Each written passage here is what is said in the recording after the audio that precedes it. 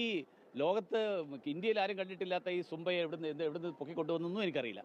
പക്ഷേ ഇതൊക്കെ വരുമ്പോഴും മതസംഘടനകൾ ഫത്വ പുറപ്പെടുവിക്കുകയും ആ മതസംഘടനകളുടെ ഫത്വകൾക്കനുസരിച്ച് വിദ്യാഭ്യാസ വകുപ്പിന് നിലപാടെടുക്കേണ്ടി വരികയും ചെയ്യുന്ന സാഹചര്യം അത് അങ്ങേയറ്റത്തെ അസ്വസ്ഥജനകമായിട്ടുള്ള സാഹചര്യമാണ്.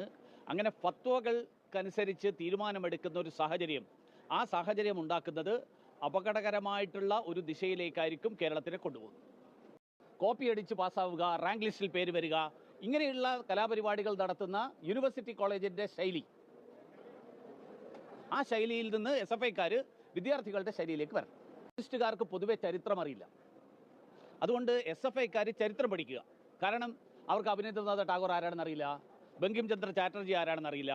ഭാരത് മാതാ കി ജയ് എന്ന് വിളിക്കുന്നത് ഭഗത് സിംഗ് ഉൾപ്പെടെയുള്ള ആൾക്കാർ ഭാരത് മാതാ കി ജയ് വിളിച്ചിട്ടുണ്ട്. ഈ ഭാരത് മാതാ കി ജയ് വിളിച്ചത് ബ്രിട്ടീഷ് സർക്കാരിൻ്റെ കാലത്ത് രാജ്യദ്രോഹമായിരുന്നു. അപ്പോൾ ഭാരത് മാതാ കി ജയ് വിളിക്കുന്നത് സ്വതന്ത്ര ഇന്ത്യയിൽ രാജ്യദ്രോഹമാകുന്നത് എങ്ങനെയാണെന്ന് എനിക്ക് മനസ്സിലാവുന്നില്ല. അതുകൊണ്ട് SFIക്കാർ ചരിത്രം പഠിക്കുക.